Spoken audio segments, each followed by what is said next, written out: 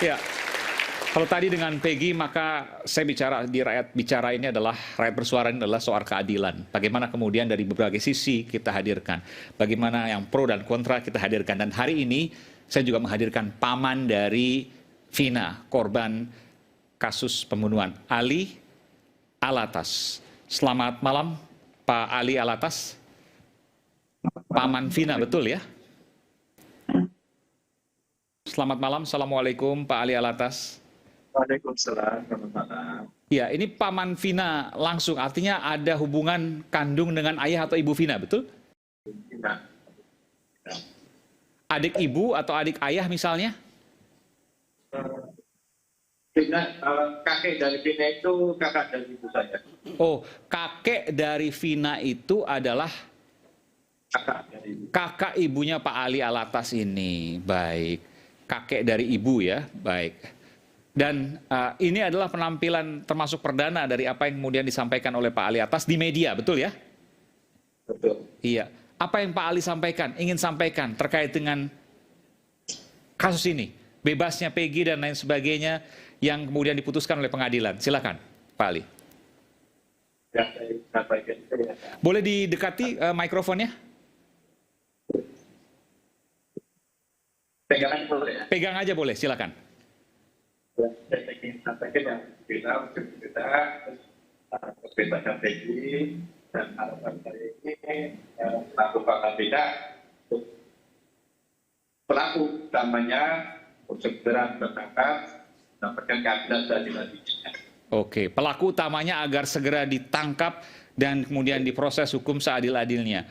Apakah kemudian itu siapa A, B, C, tentu keluarga tidak berkepentingan soal itu. Yang jelas pelakunya harus ditangkap dan yakin bahwa ada pelakunya yang masih di luar sana yang berkeliaran, begitu? Keyakinannya tersebut, betul ya? Tapi siapa itu diserahkan kepada penegak hukum. Yang penegak hukum yang mengadili. Oke, tahan dulu sampai di sana. Saya ingin bicara dulu ke Bung Rasman. Bung Rasman, tadi Anda katakan pertama tadi Anda ingin melaporkan hakimnya, Eman Sulaiman, ke KY bersama teman-teman yang lain, betul ya? Yang kedua, Anda mau menyatakan bahwa tidak ada korban salah tangkap. Sekarang ada banyak kemudian istilah korban salah tangkap.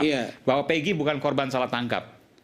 Apa yang ingin Anda sampaikan soal itu? Pertama, saya justru sependapat dengan statement di Rakyat Bersuara bahwa Peggy itu bisa dikatakan sebagai mantan tersangka, tapi bukan salah tangkap. Kenapa? Karena tidak ada di amar putusan. Nah, ini yang saya mau lanjutkan. Justru kita menduga, ini sudah kita koordinasi dengan tim, malah kita melihat ada dugaan Hakim Eman Sulaiman ini melakukan abuse of power, penyalahgunaan kewenangan. Tapi itu nantilah, itu kan Anda bisa laporkan di KY. Oke, bukan. Karena ada penyalahgunaan kewenangan bisa pidana. Bisa pidana. Di mana penyalahgunaan kewenangan? Dia melampaui kewenangannya. Dan itu mengakibatkan terjadinya pelanggaran hukum. Jadi bukan proses perdata pidana saja. Kami dulu pernah melaporkan loh, abuse of power salah satu petinggi negara ini dengan Bang Egy Sujana. Pernah. Nah, berikutnya kita sekarang karena sudah masuk pada persoalan hukum, tentu kita bicara hukum. Putusan hakim maksud saya. Pertama, saya kemarin mendengar sampai tuntas apa yang dibacakan oleh Hakim Tunggal. Yang di situ stressing pointnya adalah tentang satu, kenapa tidak dipanggil sebagai calon tersangka. Yang kedua, kenapa tidak dikirimkan surat panggilan. Yang menjadi keheranan kita semua, ini kan putusan pengadilan yang sudah diputuskan oleh hakim tahun 2017. Dan hakim itu adalah majelis hakim yang resmi diakui undang-undang dan tentu bahagian yang tak terpisahkan dari Hakim Eman Sulaiman. Dan inkrah di situ 3 orang DPO. Ke DPO maksudnya ini. Dari DPO itu maka selesai sampai di situ, bisa jadi polisi tidak bergerak lagi setelah itu. Itu kita akui. Kenapa polisi tidak bergerak lagi setelah itu? Kan gitu Pak Arianto ya. Tetapi 2024 muncul film Vina sebelum 7 hari. Polisi bergerak mengkerucut kepada satu nama, yaitu Peggy Setiawan berdasarkan keterangan dari Sudirman. Kan begitu arahnya. Nah, kalau seorang DPO kemudian harus dipanggil menjadi calon tersangka, setahu saya dan tim, ada profesor, ada doktor, ada mantan hakim, ada jenderal polisi aktif dan nonaktif atau yang purnawirawan, DPO sudah pasti tersangka. Dan kalau seorang DPO dikirim surat menjadi calon tersangka, besok Bung Aiman, Harun Masiku ketemu besok di kafe dengan Rahmat, terus diantar surat, dipanggil, 1000 kali dia akan lari. Ini potensi membuat para DPO menjadi tempat yang surga bagi mereka jika melakukan kejahatan. Ini juga adalah putusan yang keliru.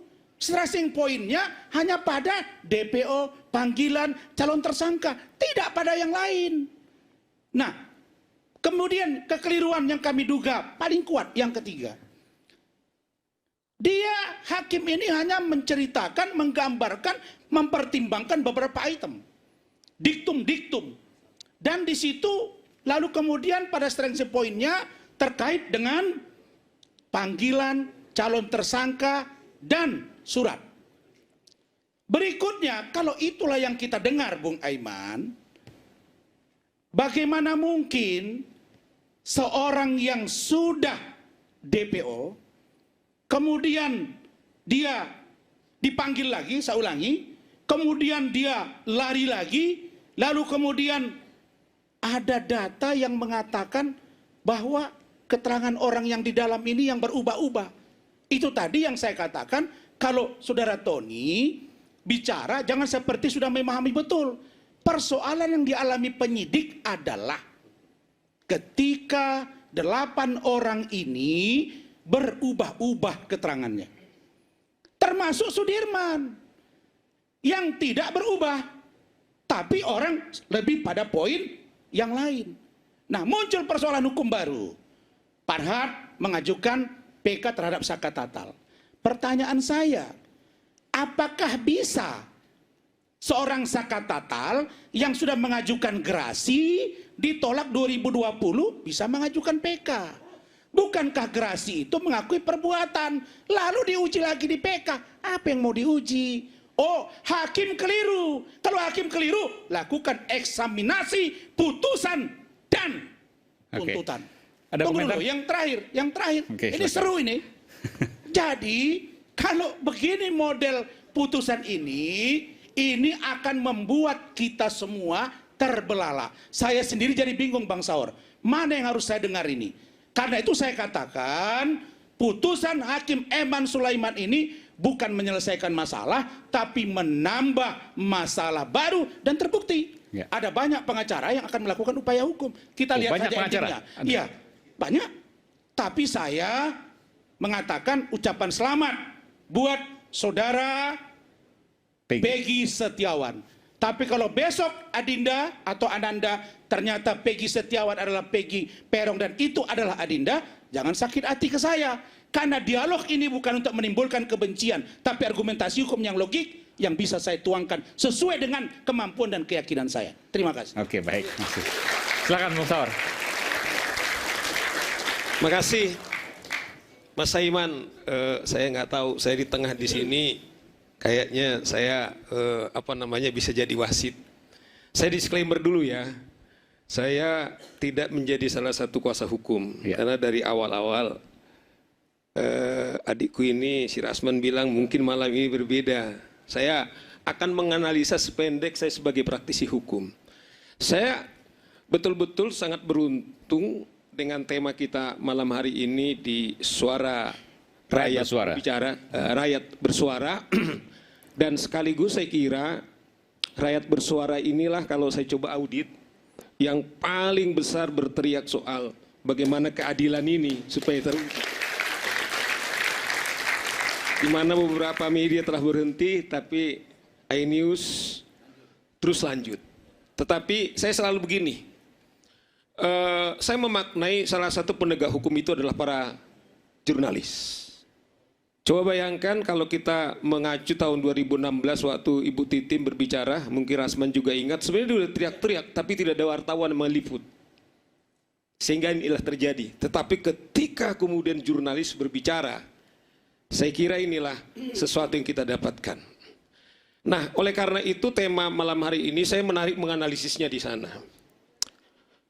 Peggy bebas, bagaimana nasib yang lain? Kita dengarkan Mas Arianto begitu bersyukur, adikku ini juga bersyukur, kita semua bersyukur. Bahkan tadi dari sekian radius kilometer, kemudian orang berbondong-bondong. Saya kira itu bukan karena mau benci sama Rasman. Saya juga memahami dan hormat atas sikapnya. Seperti dibilang dari kampung dia menelepon, dan saya juga tetap mendorong dia harus terus menganalisis sesuai tentu kemampuannya. Setiap orang punya pendapat dan kebenaran butuh keadilan. Betul. Dan keadilan ada dari siapapun. Dan tidak ada boleh meneror dia. Tetapi sepemahaman orang apapun komentarnya, Rasman juga harus berjiwa besar. Oleh karena itu, saya akan menganalisis kasus ini, Bung Aiman. Sesungguhnya kalau kita bicara proses peradilan pidana atau yang lebih populer disebut criminal justice system, itu dimulai dengan penyidikan, penyidikan, pemeriksaan di pengadilan, kemudian sampai dengan putusan. Oke? Baru kemudian nanti ditambah lagi lembaga pemasyarakatan rakyat. Kasus Pina dan Eki, Mas Aiman dan kita seluruh di sini semuanya telah diperiksa oleh penyidik. Seperti tadi Mas Arianto bilang, telah P21 tahap 2 pada saat sesungguhnya itu selesai, sesungguhnya tugas polisi sudah selesai. Kemudian jaksa peneliti kemudian meneliti ini cukup dan dialah bertarung di pengadilan. Tapi jangan salah Mas Aiman. Begini barang ini masuk di pengadilan, sesungguhnya ada seorang hakim dengan palu, hanya dia yang punya palu. Jaksa tidak punya palu, pengacara tidak punya palu, apalagi hadirin. Maksud saya begini, serusak apapun undang-undang kita, proses peradilan kita, kalau hakim benar, semuanya benar. Katakanlah kasus ini sudah banding. Kemudian siapa memeriksa? Polisi tidak ada lagi. Paling jaksa kemudian membuat memori banding. Kemudian ingkrah di Mahkamah Agung, kasasi. Siapa yang menentukan adalah hakim. Kalau kita mau jujur sesungguhnya, Mas Aiman, siapa yang paling bertanggung jawab? Karena apa? Dalam proses itu yang saya bilang, demi keadilan berdasarkan ketuhanan yang Maha Esa. Jadi bukan saja demi keadilan, dia mencatat Tuhan yang Maha Esa adalah nilai yang paling tinggi dan yang paling sakral. Tidak demi si terdakwa Peggy atau yang 8. Tapi tadi kan katanya banyak catatan dari Bung Rasman. Oleh karena itu yang maksud saya. Nah, oleh karena ini biang keroknya ini menurut saya adalah tadi Mas Rianto menyebut. Siapa sebut aja? Iya, saya harus mulai. Rasmi sudah disebut. Ada 11 pelaku yang ditetapkan oleh penyidik. Saya harus katakan di Suara Rakyat ini, polisi itu 1. Apakah dia polisi Polsek, apakah dia polisi Polres, polisi Polda, Mabes, dia 1. Kalau dia diberi hak untuk melakukan penyidikan itu 1. Nah, kacau balanya. Tadi Rasman mengatakan ada 11 ditetapkan kemudian jadi terdakwa. Tidak mungkin orang itu terdakwa kemudian jadi tidak tersangka. Artinya sudah tersangka mereka ini, kemudian ditetapkanlah dia menjadi terdakwa. Problemnya adalah inilah yang dikutip oleh penyidik.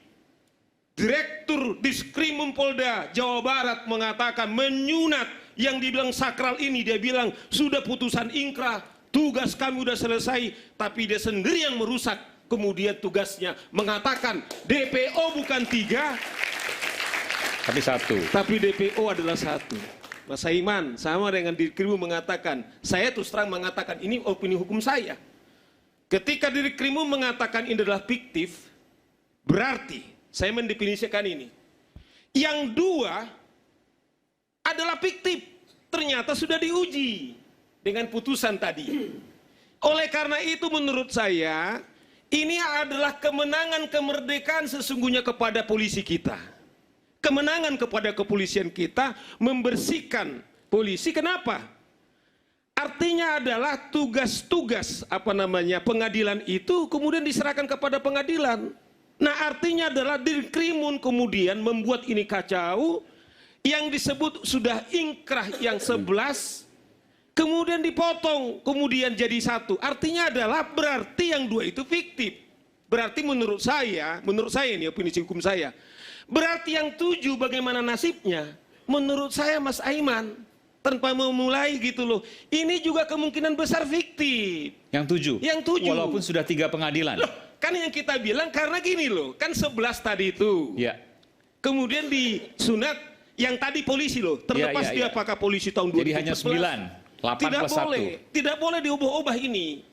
Artinya putusan pengadilan telah diuji, pengadilan negeri, pengadilan tinggi dan kasasi, tidak ada orang merubah ini termasuk Tuhan kalau dia merubah. Sebentar dulu saya selesaikan nih karena ini penting. Silakan. Ya, Mas tadi saya nggak ini karena penting.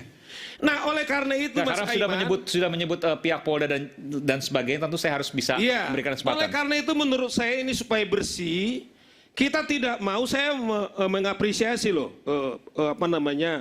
polisi kita, misalnya baru-baru ini termasuk iNews menangkap gembong narkoba terbesar di Asia, kemudian menangkap yang pembakar di Medan. Artinya ini habis semuanya karena kasus ini. Cuman menurut saya Mas Aiman, sekarang menurut saya karena tidak ada yang membersihkan, Dirkrimun tidak boleh membersihkan, titik koma, sama dengan putusan pra-peradilan. Diperintahkan kepada pemohon. Pemohon tidak bisa mengurangi putusan daripada Mahkamah Konstitusi, termasuk juga titik dan komanya. Sama, cuman produknya di kamar yang lain. Satu Mahkamah Konstitusi, satu adalah pengadilan. Tapi maknanya sama. Nah, oleh karena itu Mas Aiman menurut saya supaya holistik sama dengan tema kita, Peggy ini kan sudah dibebaskan. Saya dorong sesungguhnya supaya jangan beban lagi kepada polisi. Berikan kesempatan yang ke-7 orang ini untuk melakukan PK. Oke? Seperti juga Peggy yang telah mereka confidence mengatakan bahwa dia tersangka. Meskipun tadi sampai kata oleh Bung Rasman bahwa mereka PK aneh karena mereka sudah mengajukan gerasi yang berarti sudah menyatakan mereka itu bersalah. Bagaimana komentarnya? Sama. Kan tadi aneh mereka penyidik kan sudah yakin sekali Peggy Setiawan itu adalah Peggy Peron. Kemudian sudah diuji ternyata batal, ya kan? Logikanya saya akan jawab begitu. Nah, oleh karena itu kembali yang 7 ini, kemudian diberikan kesempatan mereka, jangan kemudian lagi polisi yang berdarah-darah. Nah, berikan kesempatan seperti Mas Rianto bilang untuk diuji PK-nya, tapi tahan dulu penyidikan. Karena ini ancamannya adalah 340, kalau kita baca daluarsanya, itu sampai 18 tahun. Kasus ini masih 8 tahun. Andaikan katakanlah PK, katakanlah 6 bulan sampai dengan 1 tahun, kemudian kita beri kesempatan, jangan-jangan kan gini loh, ajas dalam pidana berkali-kali kita sudah dengar Mas Aiman, lebih baik membebaskan 100 orang yang bersalah daripada menghukum 1 orang tidak bersalah. Nah, sekarang bayangkan Sakatatal Mas Aiman, dia kan sudah bebas, bayangkan. Sudah bebas anak ini, tetapi kenapa dia bertarung lagi untuk PK? PK, betul. Padahal dia sudah bebas. Tetapi dia declare. Karena saya tidak pernah kemudian melakukan apa yang didakwakan oleh ini. Dengan demikian yang 6 orang ini kemudian melakukan lagi PK, kita tahan dulu. Dengan demikian kalau memang, saya bilang, ternyata yang 7 orang ini seperti juga siapa namanya Peggy Setiawan atau yang dibilang 3 DPO yang disunat oleh Dirkrimum adalah kemungkinan fiktif karena ternyata ini fiktif sehingga polisi terselamatkan, jaksa selamat, kemudian hakim selamat dan kita kemudian lebih produktif kepada seluruh Indonesia karena apa? Hukum itu, yang keadilan itu dibangun di atas cinta. Jadi hukum itu muncul untuk mencintai kita semua. Seperti sekarang ini kita bahagia semua ketika Peggy Setiawan kemudian bebas. Itu yang ada. Jadi intinya bahwa ketika kasus Peggy ini muncul dan kemudian bebas di pra-peradilan, maka kemungkinan besar juga akan diikuti oleh terpidana lainnya. Anda punya keyakinan itu? Saya pikir. Kita akan kembali saat lagi, tetaplah bersama kami di Rakyat Bersuara. Nanti kita akan